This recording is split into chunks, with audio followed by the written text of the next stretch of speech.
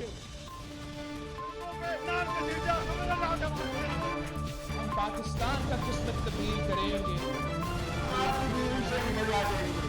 आज ये पाकिस्तान और अवाम एक थे, एक हैं और एक रहेंगे।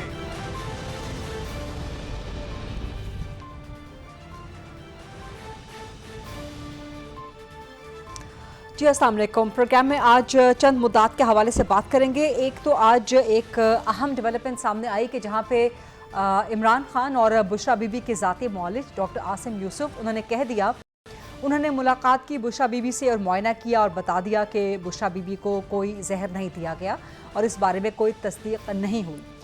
ये वही डॉक्टर आसिम यूसुफ हैं जिनका ताल्लुक शौकत खानम से है और इन्हीं के बारे में इमरान खान ने कहा था कि बुशरा बीबी का मुआयना अगर होगा तो डॉक्टर आसिम से ही होगा। इसके अलावा किसी भी गवर्नमेंट प्रोवाइडेड डॉक्टर से वो एग्जामिनेशन करवाना नहीं चाहते थे इमरान खान बुशरा बीबी की। तो एक तो ये बयानिया ख़त्म शुद हो गया, ये झूठ बेनकाब हो गया। इमरान खान का एक और जहां पर वो इल्ज़ाम लगा रहे थे हुकूमत के ऊपर, इंतज़ामिया के ऊपर और दीगर लोगों के ऊपर कि जी जहर दिया जा रहा है।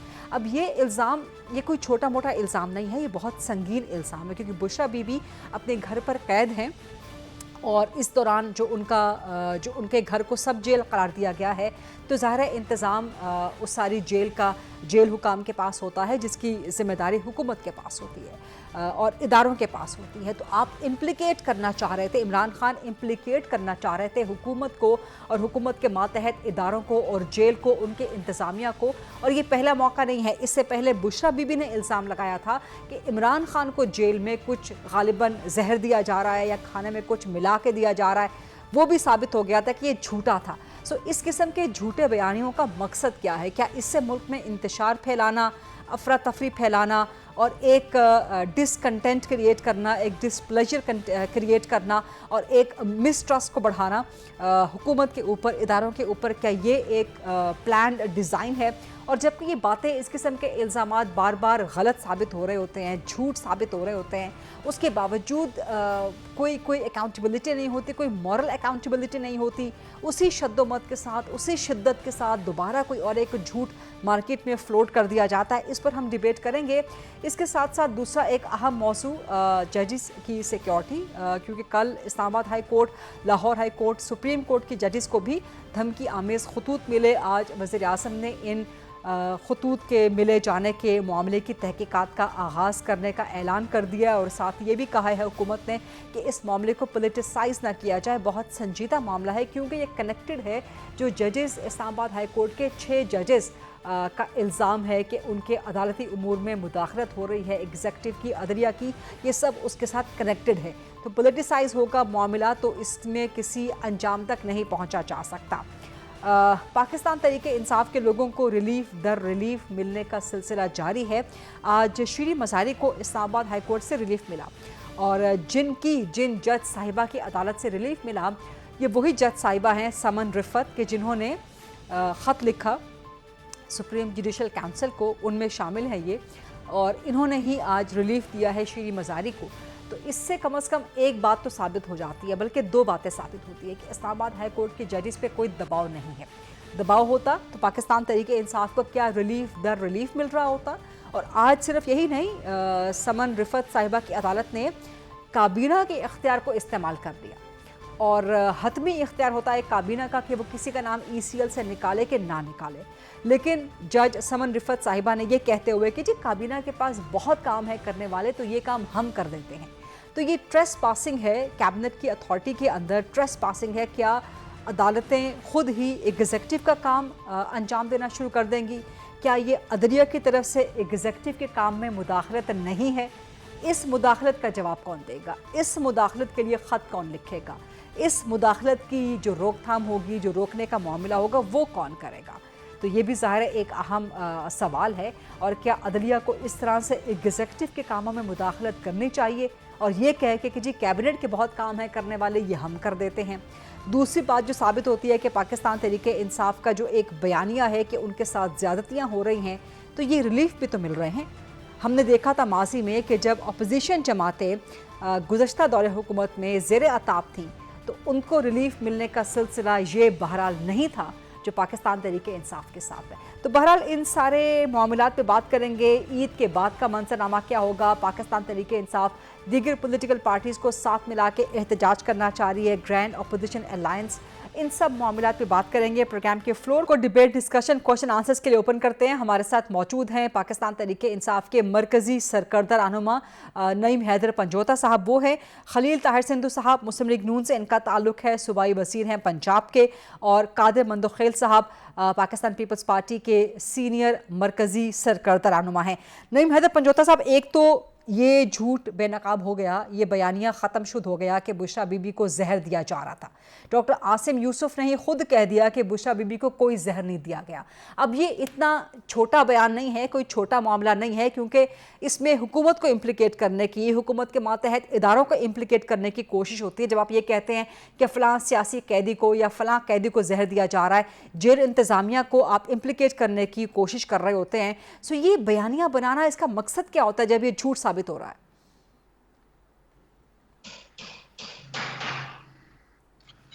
देखिए, बहुत शुक्रिया जी मैडम गरीदा, आपने मुझे मौका दिया, प्रोग्राम में मुझे शामिल किया। देखिए, बात यह है कि इससे पहले उन्होंने बात की थी, इसी हवाले से की थी और मेरे साथ की थी कि मैंने खाया है और मुझे खाने में महसूस हुआ कि कुछ ऐसी चीज़ मिलाकर दी गई है, जैसा एसिड था, जिससे मेरी नमाज पढ़ने के दौरान ही मेरी तबीयत जो है वो नासाज हो गई। और उसके ऊपर जो है उन्होंने बताया कि मेरे होंठ जो है सो पहले खराब हो गया, मैं सुबह नाश्ता नहीं कर सकी और सारा दिन इसी तरह से गुजरा। शाम में जाकर कुछ जो है नरम चीज़ जो है उन्होंने जाकर खाई। अब भी उन्हें जो है वो इसी तरह से उनका पेट खराब है, उनके सीने में जो है वो दर्द है। और ये वहाँ पर जो मुलाजमीन या साथ जो एहलकार या कोई बंदा जो साथ होता है, उनमें से किसी एक ने बताया कि हार्पिक के कतरे जो हैं वो आपके खाने में मिलाए गए हैं। तो उन्होंने ये अपने कंसर्न जो हैं वो शो किए और हमें बताया। तो उसके ऊपर आपने देखा हार्पिक के कतरे किसी ने देखे मिलाए जाते हुए? मुलाजिम ने बताया तो उसने देखा क्या कि हार्पिक के कतरे मिलाए गए थे?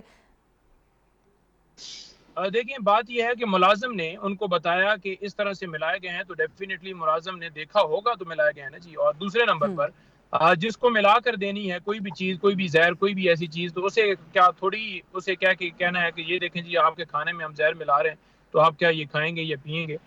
छुपा के ये बात आप बिल्कुल दुरुस्त कर रहे हैं।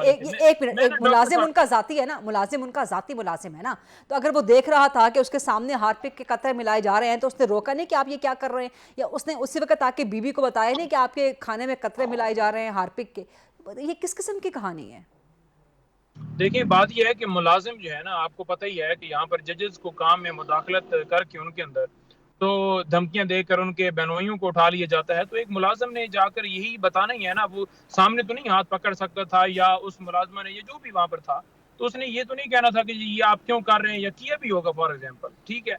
तो ऐसी सारी सूरत हाल के अंदर उसने आगाह किया, उन्होंने आकर मीडिया से बात की, बताया, हमें बताया, मैं खुद। अच्छा, जो मिलाने वाले हैं आपके ये बड़ी अजीबोगरीब, नईम हैदर साहब, बड़ी अजीबोगरीब कहानी लगती है। मतलब जो हार्पिक मिलाने वाले लोग हैं वो इतने बेवकूफ़ हैं, या वो ऐसी हमाकत करेंगे कि वो मुलाजिम के सामने मिलाएंगे, देखिए जी हम मिला रहे हैं, ताकि उसका सबूत भी मौजूद रहे और फिर बताया ना जाए बीवी को, और मुलाजिम उनकी तबीयत मुबैना ख़राब होने के बाद बताए कि जी ओ हो वो तो पहले आपके खाने में मिलाए गए थे, आपको नहीं खाना चाहिए था। नहीं, देखिए, बात यह है कि इस वक्त बात जो हो रही है कि किसी ने उनको बताया। अब वो मुलाजिम सरकारी मुलाजिम है, अब वो मुलाजिम जो है वो हम ये तो नहीं कह रहे कि सरकारी मुलाजिम जो है वो बीबी साहबा के हैं वहाँ पर, सरकारी होंगे ना? नहीं, सरकारी मुलाजिम मतलब वहाँ पे मुलाजिम भी सरकार ने प्रोवाइड किए?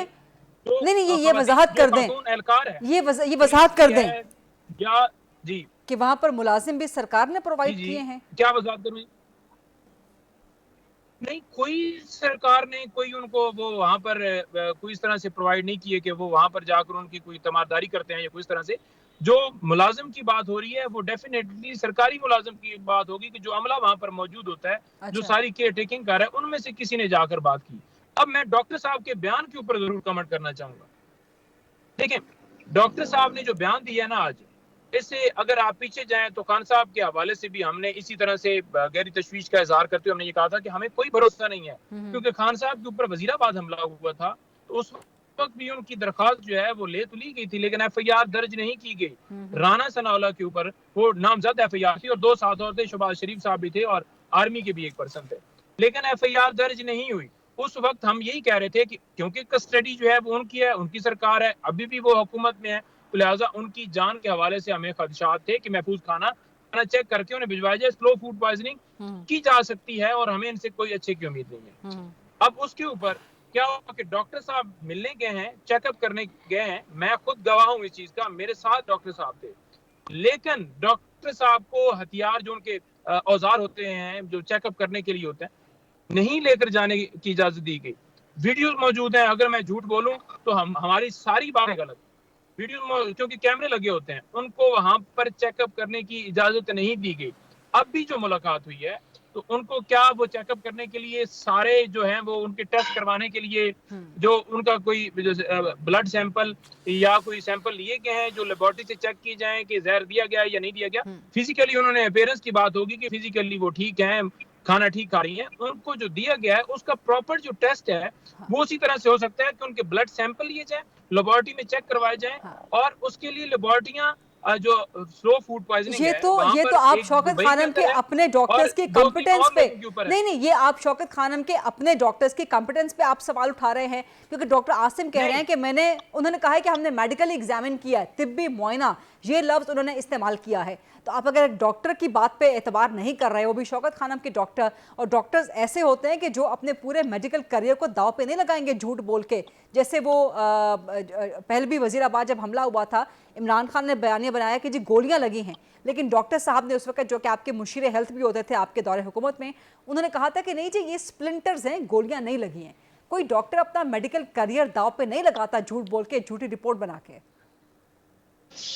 बात ही है कि उस वक्त इन्होंने कहा कि कुछ हुए ही नहीं है, उस वक्त इन्होंने किसी ने कहा कि खुद शायद जो है कट लगाए, फिर खान साहब को अपनी पट्टियां उतार कर दिखाना पड़ा, वीडियो बनानी वो डॉक्टर ने भी कहा, मेडिकल रिपोर्ट भी थी कि स्प्लिंटर्स लगे हैं, गोलियां नहीं लगी हैं। सुन लेना जी, एक बंदे के ऊपर कातलाना हमला हुआ है, बजाय ये कि उसकी एफआईआर दर्ज की जाए, उल्टा इस बात के ऊपर बहस छिड़ गई कि क्या उनको गोलियां लगी हैं, क्या हमला हुआ है। एफआईआर तो उस वक्त के आपके अपने चीफ मिनिस्टर दर्ज नहीं कर रहे थे। मजहब की बात, एफआईआर तो उस वक्त के आपके अपने चीफ मिनिस्टर दर्ज नहीं कर रहे थे, परवेज इलाही साहब, वो दर्ज नहीं कर रहे थे एफआईआर। देखिए चीफ मिनिस्टर साहब ने उस वक्त भी हुक्म दिया था, लेकिन आपको पता है कि जहां पर जजेस को एजेंसियां धमकाती हैं तो वो जो अफसरान होते हैं आर्मी के, वो बड़े ताकतवर हैं, उनका एएसआई भी जो है वो आपका चैनल बंद कर दे और आपकी जरूरत नहीं है कि आप इमरान खान साहब की तस्वीर यहाँ पर दिखा दो।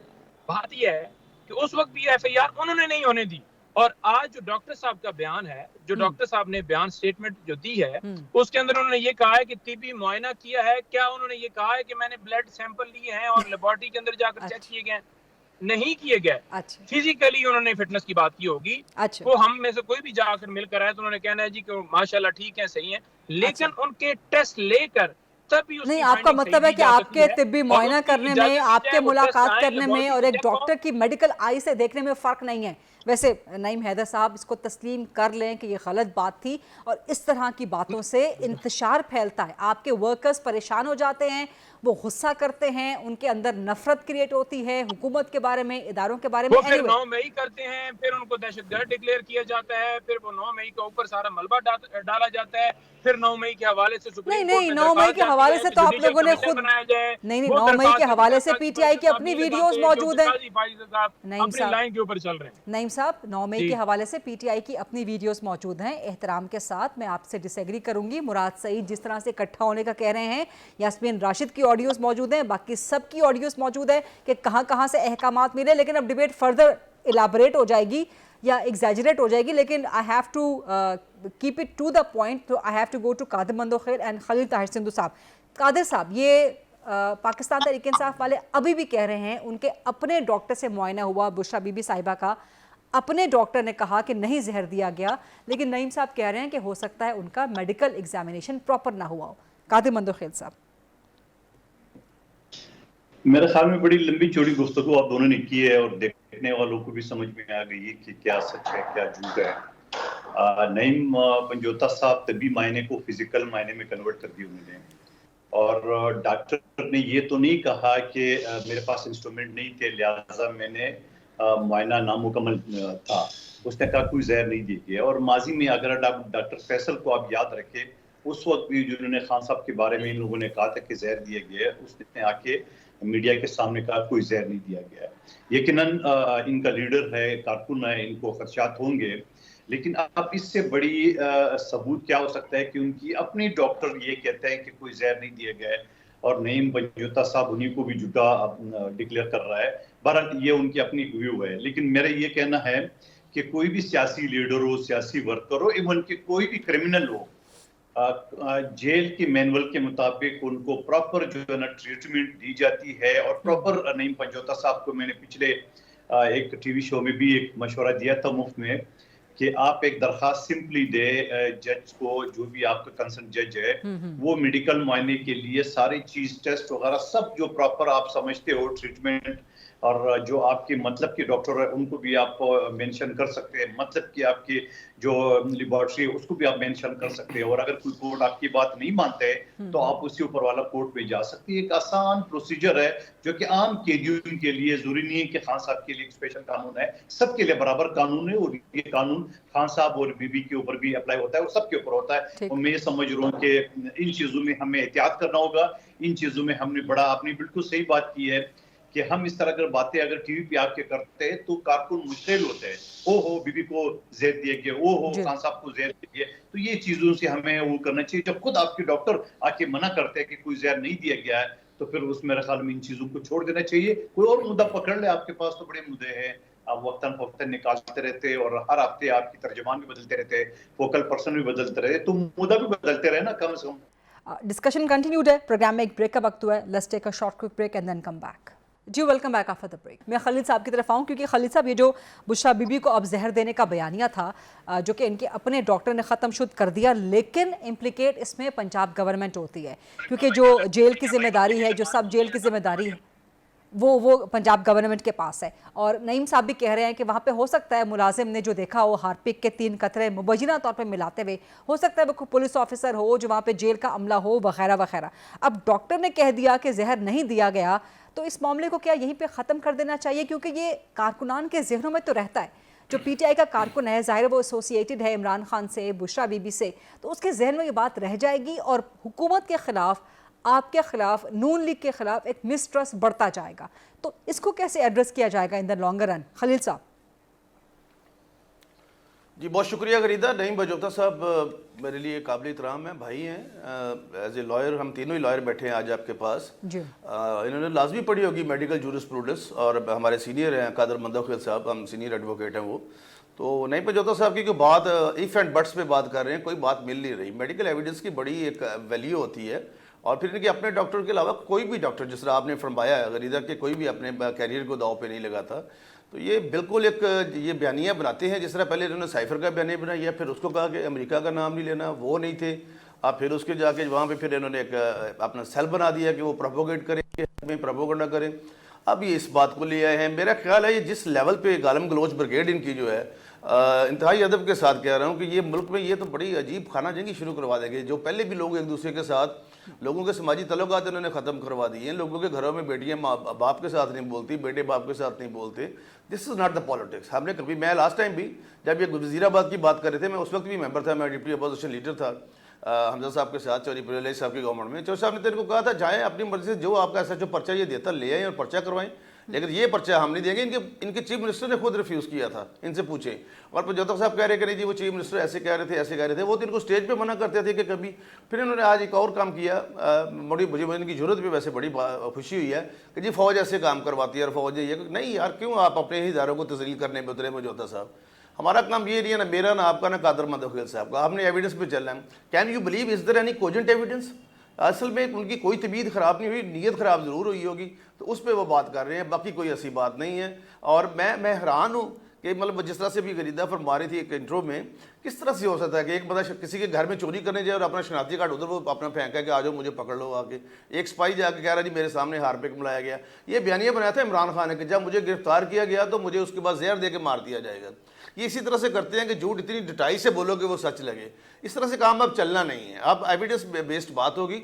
और चूँकि ये मामला है लीगल, और क्या डॉक्टर साहब फरमा रहे हैं बाहर आके, या किसी इंटरव्यू पे भी उनको लाइन में ले रही, कौन से औजार उनको चाहिए थे? सिंपल ब्लड से सैंपल लेना उनके, और इसके अलावा क्या करना है? कुछ भी नहीं। अब ये कादर मंतखब सब दोबारा मेरे लिए बहुत काबिल एहतराम है, हमारे चूँकि सीनियर एडवोकेट हैं, उनसे पूछे कि मेडिकल जूरिस्प्रूडेंस में इसका किसी जगह पे ऐसी बातें हैं जो मोदी ने लिखी है या किसी और ने लिखी है, जिसको जो लेटेस्ट जो हम पढ़ते हैं सारे, मैं फौजदारी वकील हूँ बेसिकली और कॉन्स्टिट्यूशनल लॉयर हूँ 1996 से, फिर मैंने इंटरनेशनल लॉ किया, इसी में क्रिमिनोलॉजी में वटएवर। तो ये बिल्कुल टोटल बेसलेस, कंकॉक्टेड और फ्रिवलेस बयानी है, और ये पिट गया, आज ही पिट गया, और आप आइंदा भी देखेंगे। और अभी लोगों को भी ऐसे ऐसा गरीदा समझ आ रही है कि इनकी इन बातों में खुदा के लिए सियासत करें यार, सियासत करें, बाकी ये काम छोड़ दी इस तरह के इल्ज़ाम लगाने। इस तरह आप पता क्या करते हैं, जब किसी भी गवर्नमेंट को बदनाम करते हैं, या हमारी जो आर्मी अदारा हमारा एक बहुत बड़ा अदारा है जो हमारी सरहदों की हिफाजत करता है, जब हम उनके बात करेंगे तो पूरे वर्ल्ड में हमारी जो है ना वो जगनसाई होगी। उस जगनसाई से बचाएं अपने आप को। पहले ही हम बहुत आइसोलेट में हैं, तन्हाई में जो हमारा मुल्क है वो जा रहा है, तो हमें इस सिचुएशन को बैड टू वर्स्ट नहीं करना चाहिए। अच्छा खलील साहब, ये तो आप कह रहे हैं कि बुशरा बीबी को जहर देने का बयानिया पिट गया, लेकिन जो जजेस को जहर भिजवाने का, जहरीला मवाद भिजवाने का, जहरीला पाउडर भिजवाने का, I will come to you Naeem Haider Panjota साहब, इस पर वज़ीर आज़म ने तहकीकात का ऐलान कर दिया है कि जजेस को धमकी आमेज खतूत कैसे मिले हैं, थ्रेटनिंग लेटर्स उनको कैसे मिले हैं। इन तहकीकात को आप लोग वेलकम करते हैं, इनको मानते हैं, कम से कम इनको वेलकम करते हैं, इनको मानते हैं आप, नंबर वन। नंबर टू, आप लोगों का जो बयानिया है वो ये है कि इस्लामाबाद हाई कोर्ट पे बहुत दबाव है, अभी जो लेटेस्ट बयानिया है, लेकिन आज इस्लामाबाद हाई कोर्ट से उन्हीं जज साहिबा ने, समन रिफत साहिबा ने शीरी मसारी का नाम ECL से निकाल दिया और कहा कि जी जो कैबिनेट का करने का काम था वो हम करेंगे। तो जो ECL से नाम निकालना है वो तो कैबिनेट की रिस्पॉन्सिबिलिटी है, वो कैबिनेट का करने का काम है। तो क्या यहाँ पे अदलिया एग्जीक्यूटिव के काम में मुदाखलत नहीं कर रही? ये मुदाखलत नहीं है क्या नईम साहब?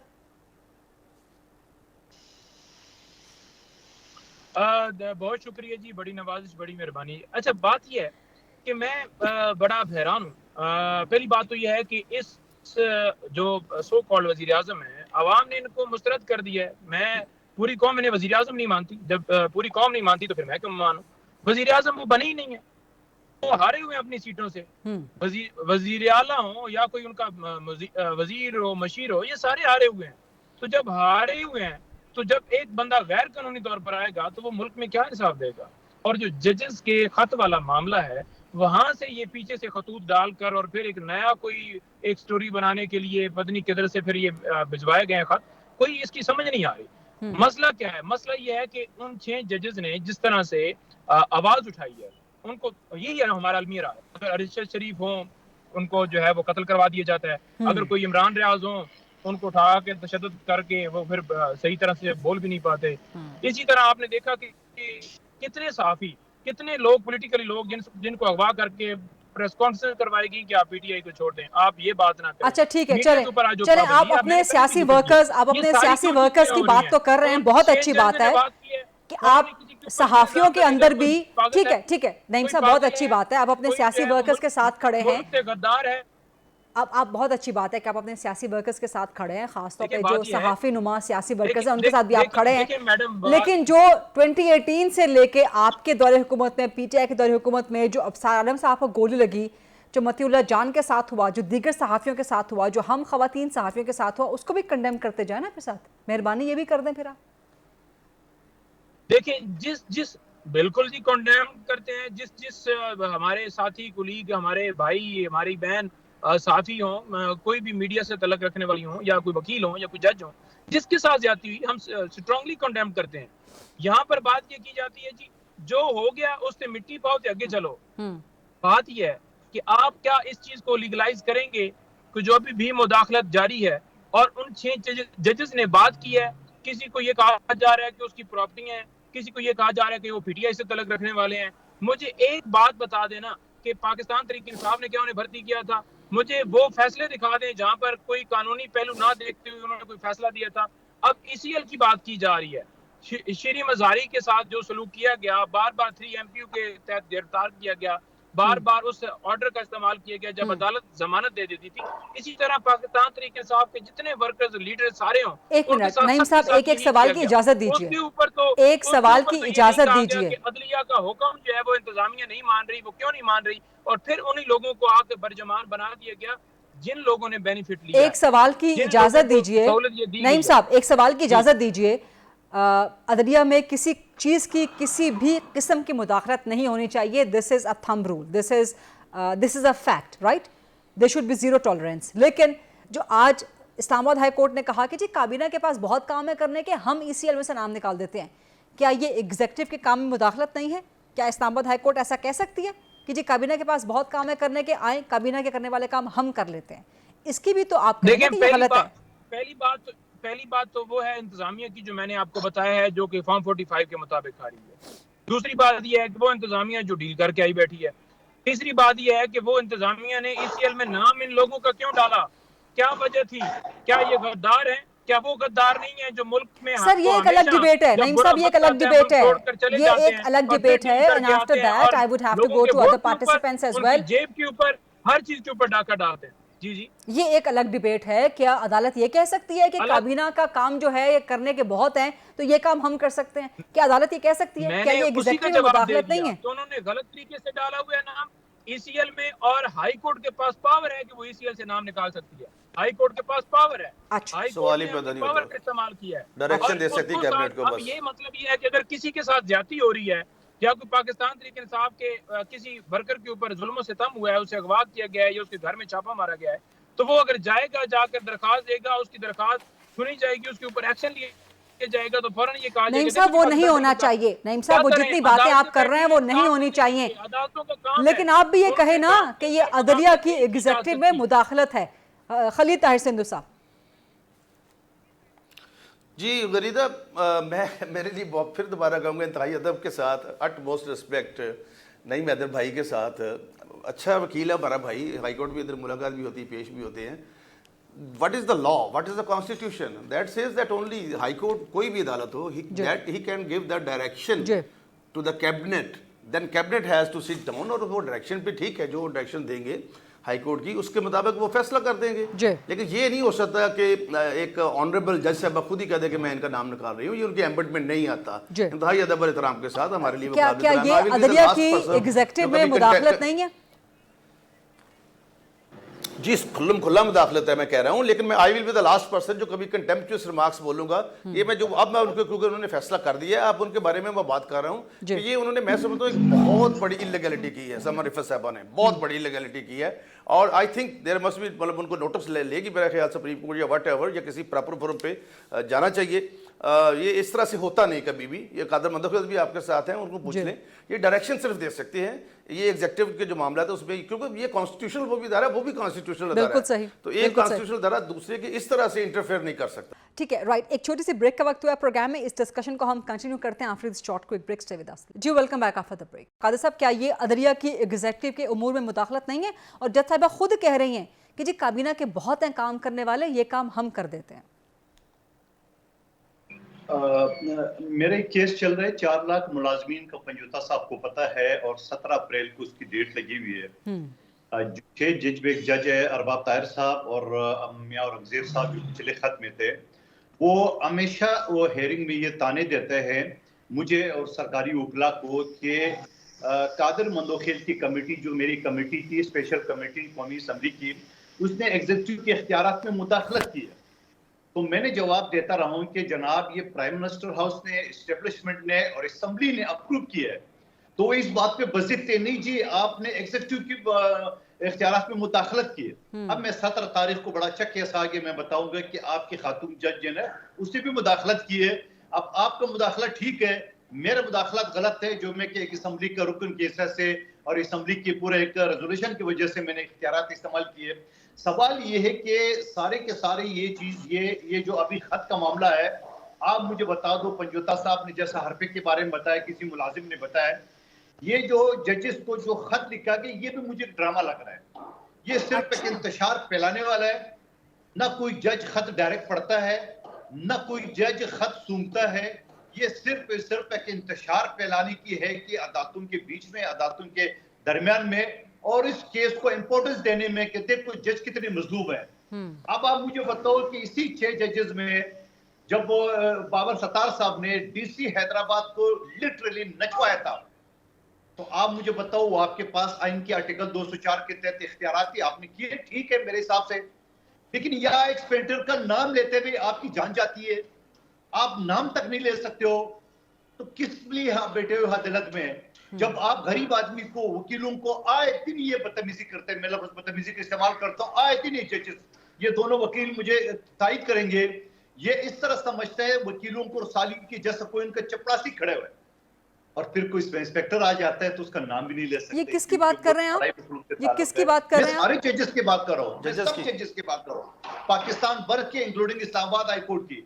अब सवाल ये है, आप मुझे बताओ, सुप्रीम कोर्ट ने कल एक बड़ा अच्छा मुद्दा उठाया था, जब चीफ जस्टिस फाइज ईसा साहब के खिलाफ रेफरेंस दाखिल की है पीटीआई ने, और बाद में इनके कायदी ने कहा कि हमसे गलत हुआ, तो मैं मुतालबा करता हूँ इसी बेंच से फुल कोर्ट को कि आप इस चीज की भी तफ्तीश करें कि वो किसने दबाव डाला था इमरान खान साहब के ऊपर, आरिफ अलवी के ऊपर, कि वो रेफरेंस डाला चीफ जस्टिस के खिलाफ, उसकी भी तहकीक होना चाहिए।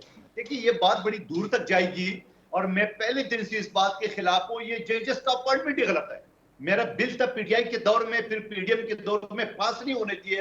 एक चपरासी की नौकरी के लिए आप 3 के मरतबा इंटरव्यू लेते हो, क्या ये जो चाचे मामे बांजे भतीजे जो बड़े वकील आ जाते हैं, क्या 4 लाख से ज्यादा वकील है, क्या कोई गरीब का बच्चा भी जज बन सकता है? नहीं, बिल्कुल नहीं। ये इन्होंने अपनी जाके मुनाफुली करना है, और इसीलिए इफ्तिखार चौधरी ने उस वक्त की हुकूमत को ब्लैकमेल की है कि 18वीं तरवीन को हम खत्म कर देंगे अगर आपने इख्तियारात हमें नहीं दिए। तो जब आपने इख्तियारात दिए तो इस वजह से दुनिया में 139 नंबर पे आपकी जुडिशरी होगी और ये सिलसिले चलते रहेंगे। राइट, नईम साहब, प्रोग्राम का टाइम खत्म हो रहा है, so your last comment please, Naeem Haider साहब।